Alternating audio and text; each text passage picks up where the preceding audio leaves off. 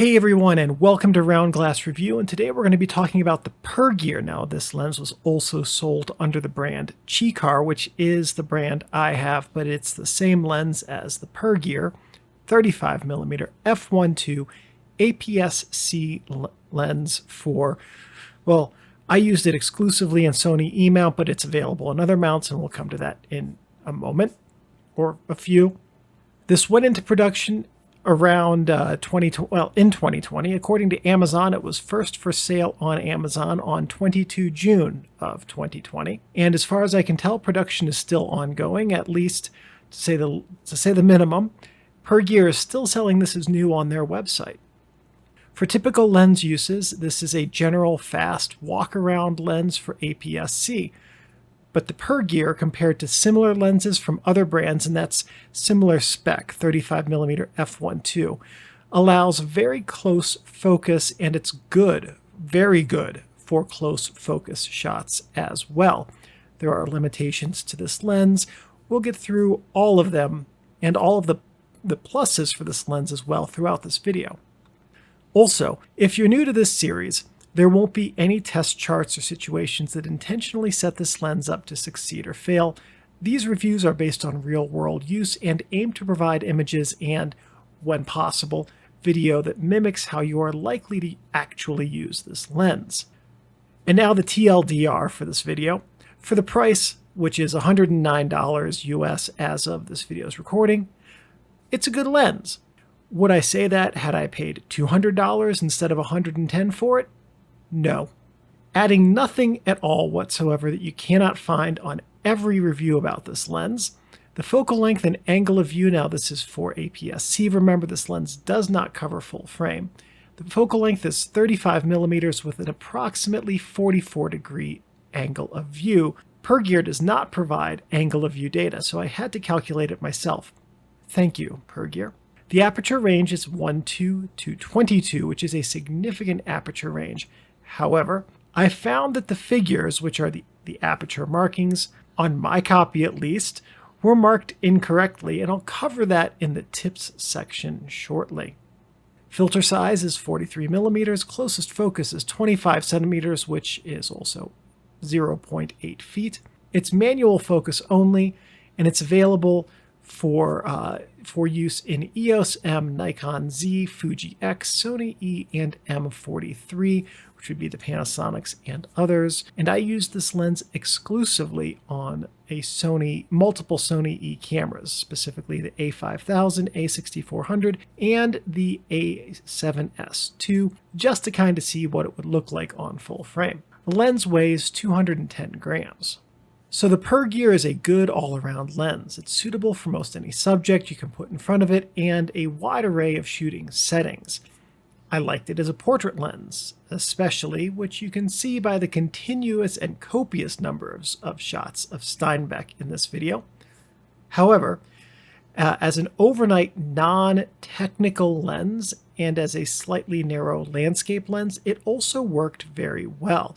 What I mean by a non-technical lens for overnight is that this lens does not have the type of correction that would really be needed for top-notch astrophotography, even star trails. So I wouldn't try it for that. I mean, you can. There are samples in here that show it doing that at night, but that's not its wheelhouse. For shooting modes, set your camera to aperture priority. I believe that's what's always recommended with these inexpensive lenses coming out of China, but it really is the only way to shoot them.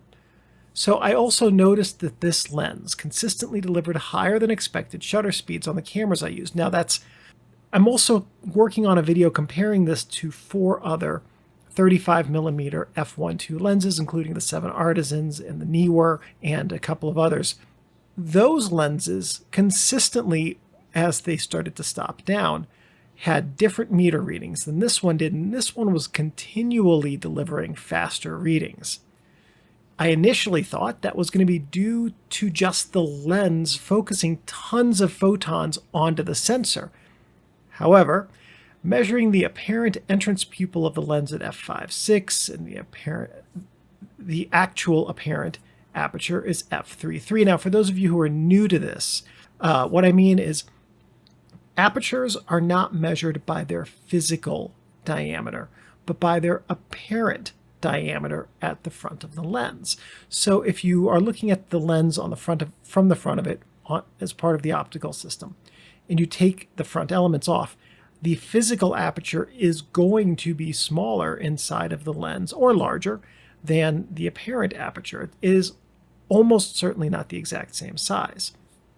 And so when aperture is measured, it's measured off the apparent entrance pupil looking at the front of the lens, not the physical size of the aperture.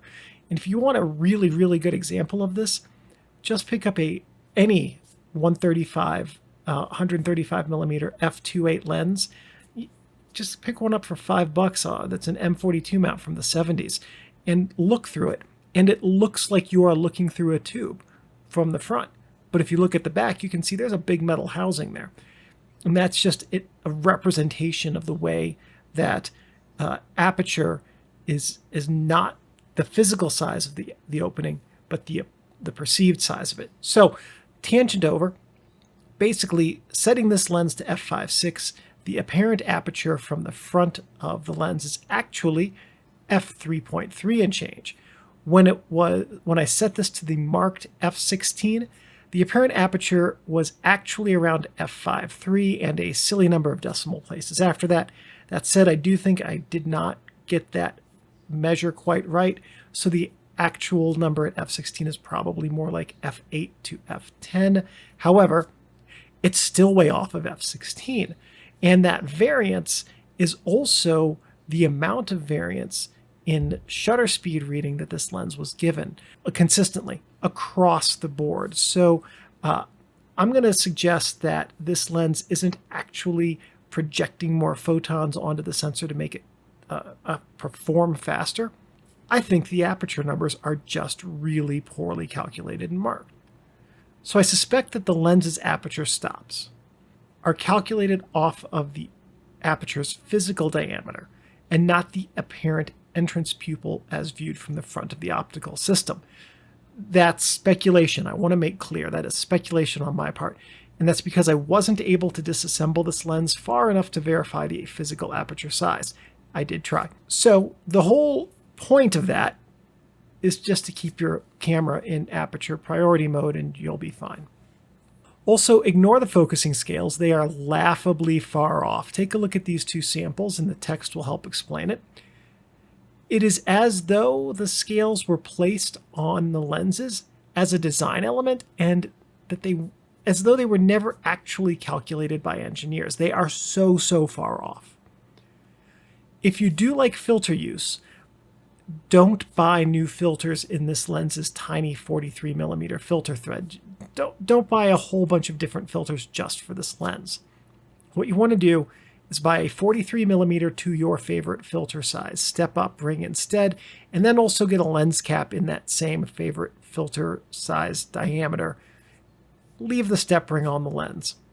And then if you want to control the flare, you can also get a telephoto length lens hood in that larger filter thread diameter, and especially if you felt line the inside of that lens hood, really eliminate your flare successfully.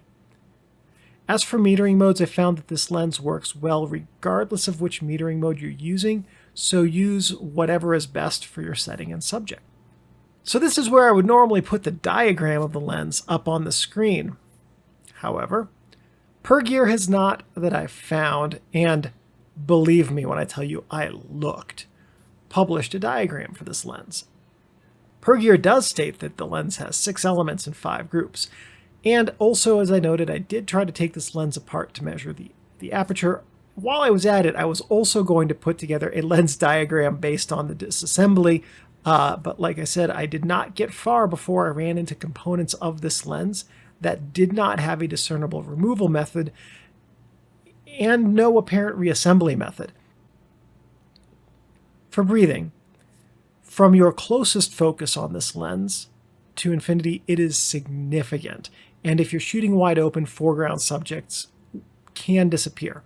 Now that said, if you set this lens at, say, the minimum focus distance of the 7 Artisans, which I forget what it is, it's much further out than this one's, breathing is not as significant, but it's still way more than you would want for video if you're going to be focusing rather, between something near and something far. So breathing is not very well controlled with this lens compared to others in this series. For the aperture, it is stepless with 10 blades that are generally rounded across the range at which you want to use this lens. Now, what I mean by this is from where this lens is marked at like f8 or 11, just stop. Don't go past that. This lens does its best work when it's from f1.2 to about f5.6. Just keep it in that aperture range and you're going to get the most out of this lens. The front element is non-rotating, but it does extend. The focus throw was not provided by Pergear, but it looks like it's around 60 degrees, so that's not a whole lot. The focus ring is stationary, which is nice. The focus damping is good for the price of this lens, and focus will hold with it. For focus ring play, there is good response with minimal play, but I did have to tighten the set screws in the focus ring on mine to achieve that. So I would suggest that if you buy this lens, you get a small screwdriver, tighten those set screws, and if you're really happy with the way it feels, maybe put like a little dollop of clear Gorilla Glue over those screws, because mine kept coming loose on hikes, and that's not a place where you want to lose a set screw. For the mount stability, it's good, but I did have an issue with some of my Sony lenses. Now, Sony lenses have pins or contacts that communicate with the lens and the camera. This lens, unique among the 35mm 1.2s that I've tried, has a piece of metal at the back of the lens that contacts those camera contacts.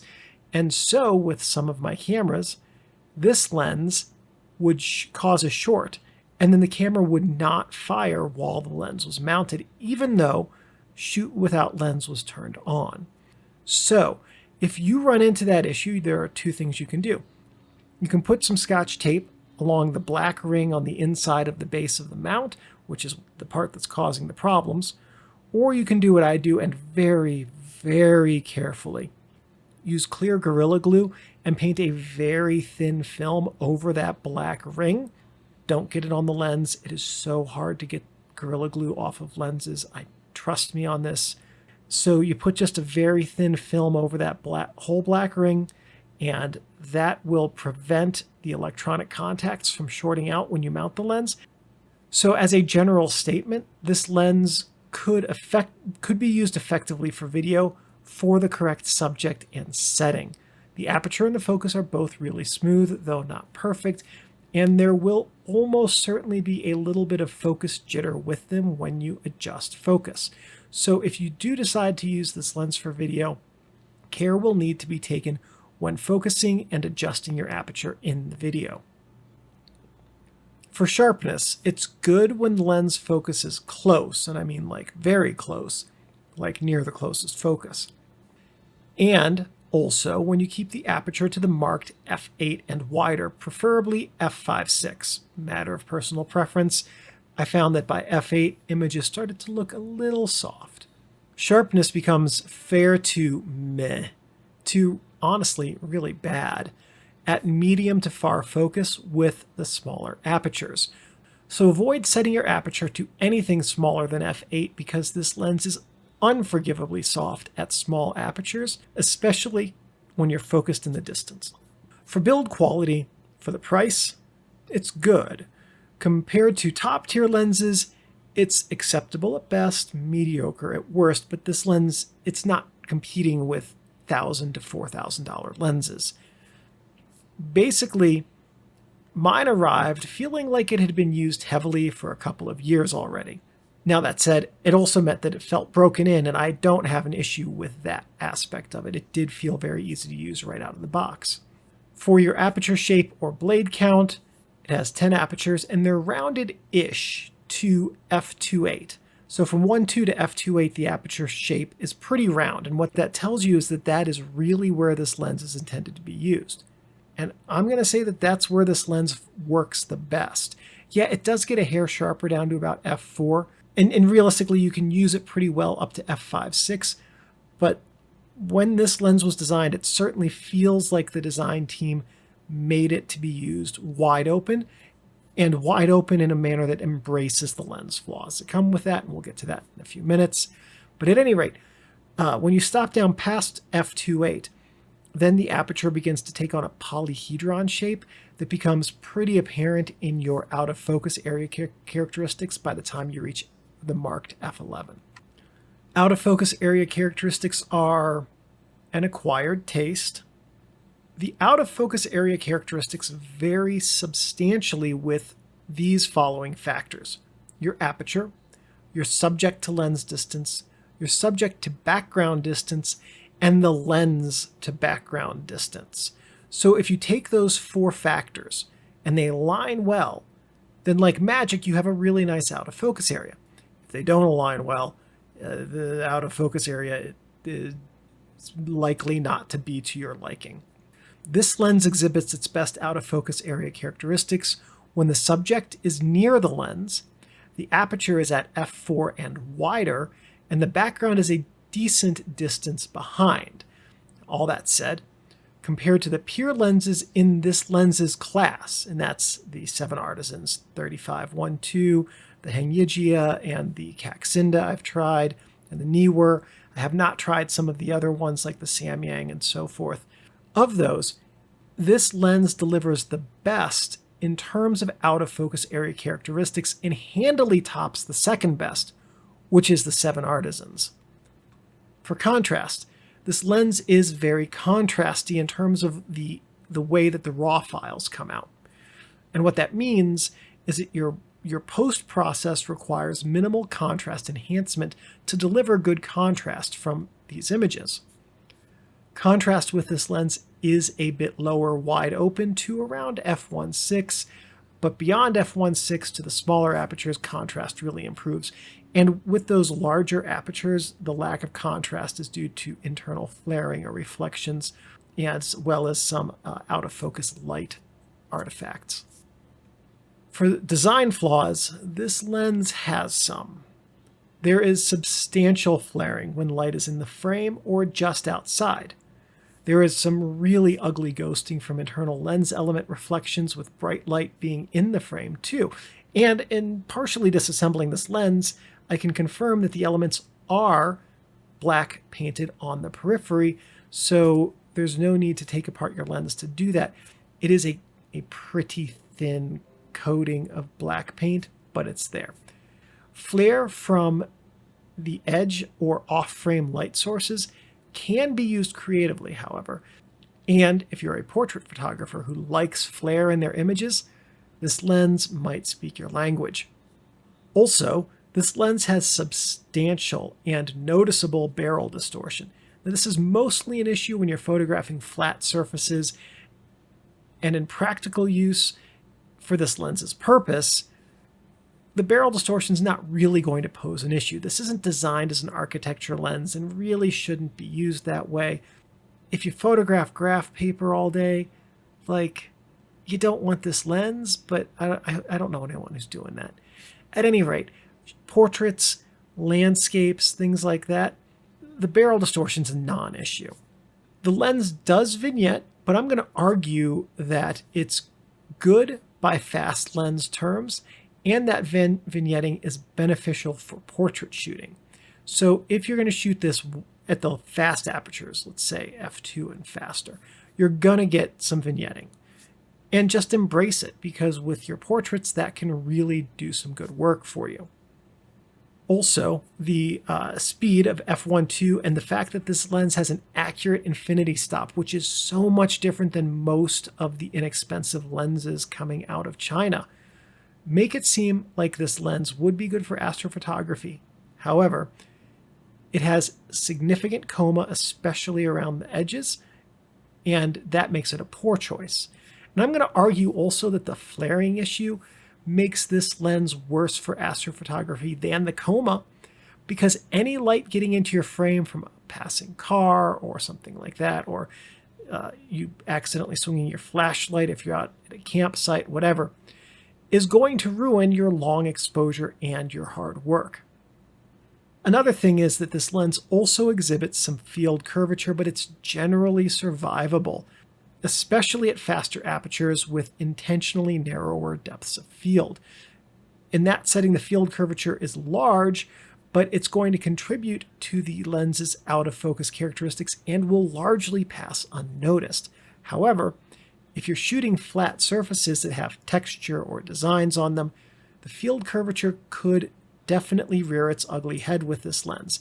So if you're looking for a lens to use to photograph paintings, I might not suggest this one.